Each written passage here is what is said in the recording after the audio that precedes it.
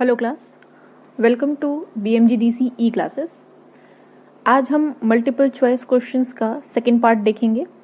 Questions इसके पहले मैंने आपको दिए थे, आज हम उनके आंसर्स देखेंगे। तो चलिए शुरू करते हैं। So the first question is internal check is suitable for. Internal check कहाँ पर सुटेबल होता है? A larger concerns, B smaller concerns, C petty shopkeeper and D none of the above. The right answer is A larger concerns. Larger concerns में internal check होता है। Larger concerns में internal control system होता है जिसके द्वारा internal check करवाया जाता है।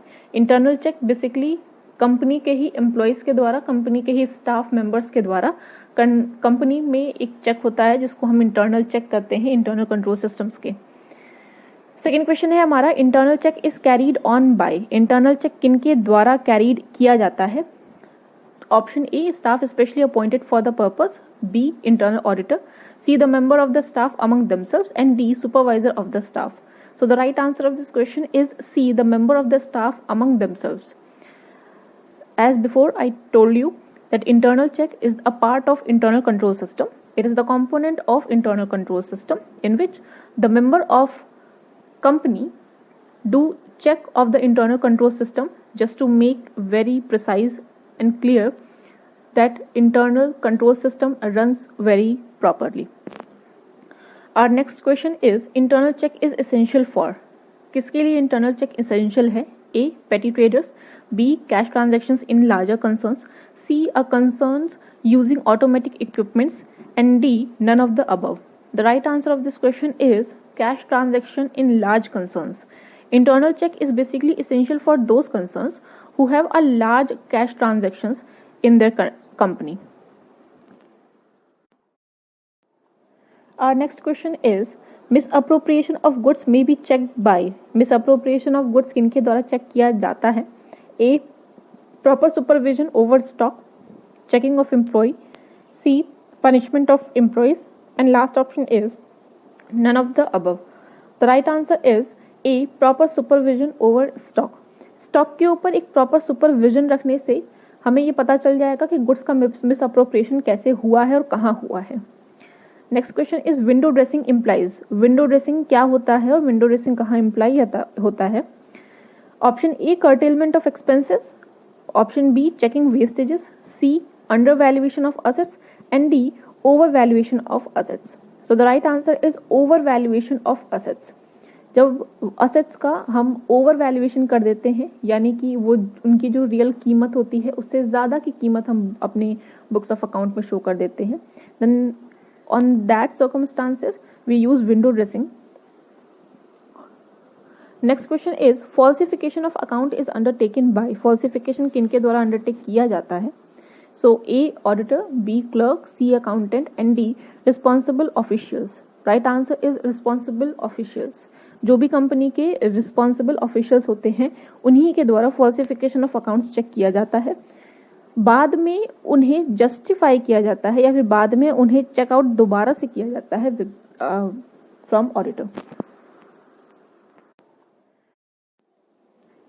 Our next question is error of omission. Error of omission यानी कि भूल की गलती जिसको हम कहते हैं। A technical error, B error of principle, C compensating error and the last option is none of the above. Error of omission यानी कि भूल की गलती, तो इसमें से राइट आंसर होगा technical error. Option A technical error is the right answer of this question because technical error is not made intentionally or deliberately by the employee of a company, so it is countable under the error of omission. Our next question is test checking refers to. test checking क्या होता है? What is the meaning of test checking? Option A testing of accounting records, option B testing of honesty of employee, option C intensive checking of a selected number of transactions, and the last option is checking of all transactions recorded. So the right answer of this question is intensive checking of a selected number of transactions.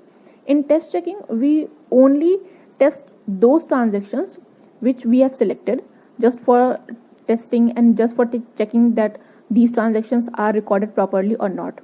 So the right answer is intensive checking of a selected number of transactions, not all transactions of a company.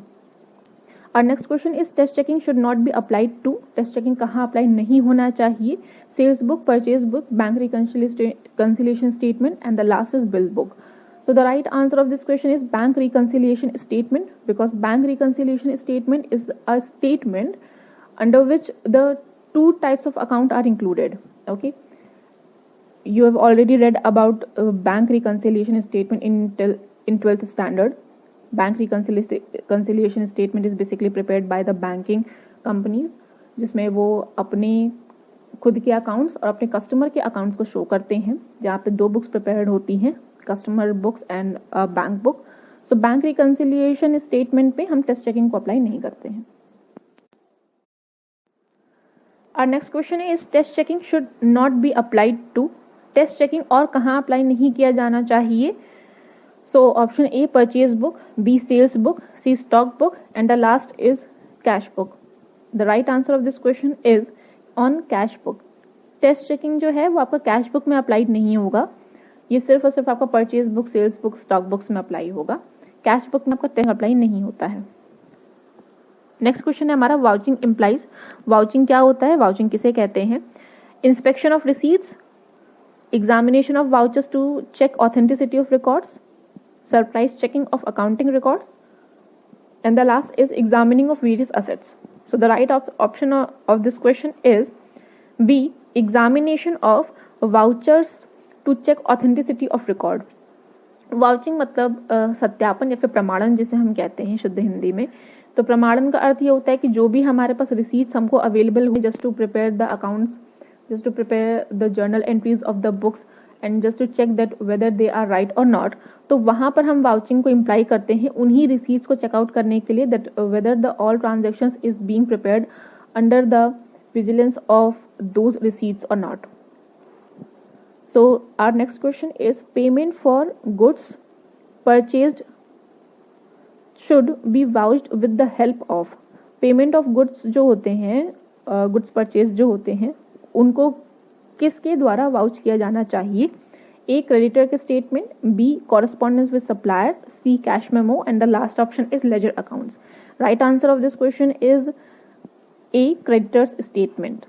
हमने जो भी creditor का statement बनाया हुआ होगा उसके basis पर हम अपने परचेज्ड गुड्स के पेमेंट के बारे में वाउच कर सकते हैं कि किन किन से हमने उधार पर सामान लिया हुआ था और अभी कौन कौन हमारे लेनदार थे जिनको हमें पैसा देना था. By this we can easily check out that what kind of a payment should be due. अभी कितने पेमेंट हमें देनी बाकी है. Our next question is payment for wages should be vouched with the help of. Payment of wages किनके द्वारा प्रमाणित किया जाना चाहिए? A piece work statement, wage sheet, C minute book and the last is bank passbook. The right answer of this question is option B, wage sheets. हमने जो भी veg sheets अपनी कंपनी में बनाई होंगी जिसके अकॉर्डिंग हम अपने सारे जो भी वर्कर स्टाफ्स होंगे उनको हम जो भी वेजेस पे करते होंगे उस बेसिस पर हमें पता चल जाएगा कि हमने कितनों को वेजेस पे कर दी हैं और कितनों को भी वेजेस पे करनी बाकी हैं, और इसी के द्वारा हम अपने वेजेस को प्रमाणित कर सकते हैं या फिर वाउच कर सकते हैं.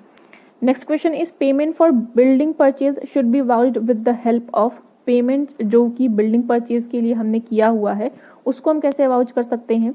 A, title deed, B, correspondence with broker, C, building accounts and the last option is cash book. And the right answer is A, title deed. Title deed that means कि हमने जो भी बिल्डिंग परचेज की हुई है, जो भी जिससे भी हमने अपनी बिल्डिंग खरीदी हुई है उसके पास एक डीड रही होगी, एक टेस्टामेंट रहा होगा उसके पास, जो भी उसने हमें कॉन्ट्रैक्ट या फिर कोई अग्रीमेंट उसके पास रहा होगा, वो अग्रीमेंट पे हमने भी साइन किए होंगे, उसने भी साइन किए होंगे, एंड अग्रीमेंट जब हम दोनों ने अपने अपने कंसेंट से साइन किया होगा तो ultimately it becomes a deed.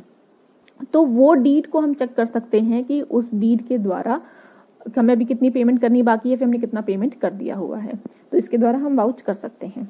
And the last question is investment should be vouched with the help of. Investment किसके द्वारा वाउच किया जाता है? A, commission book, B, broker book, C, sales deed and the last is minute book and the right answer is broker book. Investment क्योंकि हम broker के through करते हैं, जो भी हमारे ब्रोकर होते हैं उनके थ्रू हम किसी कंपनी में इन्वेस्ट करते हैं या फिर किसी कंपनी में हम पैसा लगाते हैं, तो अल्टीमेटली ये ब्रोकर की बुक हमें बता सकती है कि हमने कितने पैसे दे दिए हैं और अभी कितने पैसे हमें देने बाकी हैं या फिर हमें कितना अभी डिविडेंड मिलना बाकी है. तो it is ultimately depend on the broker book and we will vouch our investment with the broker book. तो ये थे आंसर हमारे क्वेश्चंस के. आपको कोई भी प्रॉब्लम हो, कोई भी क्वेरी हो, आप मुझसे गूगल क्लासरूम पे पूछ सकते हैं। Thank you.